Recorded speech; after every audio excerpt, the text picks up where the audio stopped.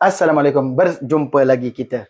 Okey, hari ni kita nak cerita asal usul la allati linafil jins. Ni cerita dia, asal dia.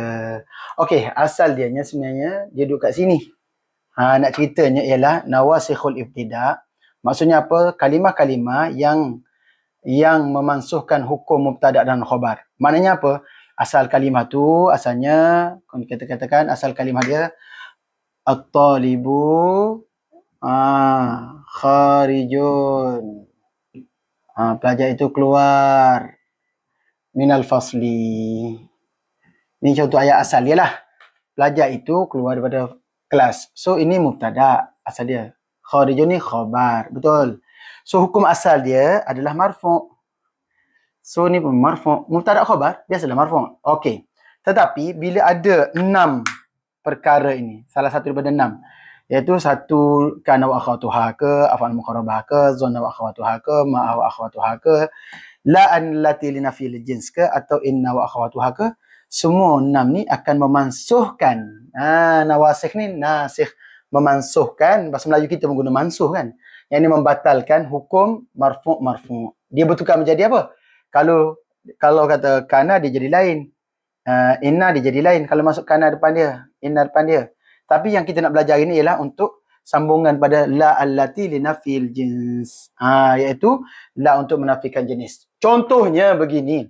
Contohnya kalau tak ada contoh tak best kan? Yang penting I love Sarawak. Okey, tiba-tiba contohnya kita nak kata okey, pelajar lelaki itu keluar daripada kelas. Tapi kalau itu ayat kita nak kata keluar. Kalau tak ada pun pelajar, tak ada jenis lelaki pun. Tak ada jenis pelajar lelaki pun yang keluar daripada kelas. Baik-baik je orang belajar lelaki. Jujur je semua kan. Sepohon kayu, daunnya rimbun. Okey, jadi begini. Jadi la, bila kita kata tidak ada sebarang jenis pelajar lelaki pun yang keluar, kena potong sikit nanti keliru. Ni ayat asal dia, at-talibu kharijun minal fasli, itu mubtada khabar macam biasa. So, bila kita nak kata nak tukar ayat pada makna tidak ada jenis pelajar lelaki pun keluar, so kita kata la taliba kharijun minal fasli. Gitu. So ini jadi isim lah. Ini jadi khabar la. Isim lah jadi apa? Mansub lah. Sebab la ni beramal seperti amalan inna. So isim dia mansub. Khabar dia marfu'. Settle. Contoh lain. La sayyarata ta'iratun. Tidak ada jenis kereta yang boleh terbang. Ini dulu kot. Sekarang mungkin dah ada setengah tempat tu.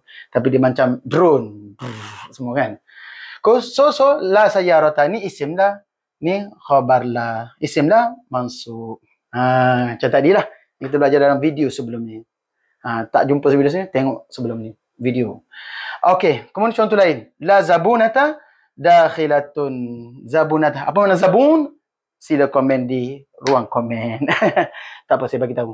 Zabun maknanya pembeli. Pembeli atau mushtari lah. Tidak ada pembeli. Zabuna, pembeli perempuan. Tidak ada jenis pembeli perempuan pun yang masuk dalam kedai itu. Tak ada pun. Semua masuk itu semua lelaki. Semua pelajar jenis lelaki. Budak lelaki, orang tua lelaki, remaja lelaki, kanak-kanak lelaki, semua lelaki. Tak ada jenis perempuan. Itu maknanya ayat dia tu. Asal dia pun macam tadi jugalah. At-talibu kharijun. Asal dia dah az-zabunatu dakhilatun. Asal ayat dia. Jadi mubtada khabar macam biasa. Tapi bila kita nak menafikan jenis, so kita tambah la dan jadikan dia nakirah dan ikut syarat-syarat. 3 syarat yang telah dibincangkan dalam video sebelum ini. Faham sekarang? Okey. SPM pastikan anda semua skor.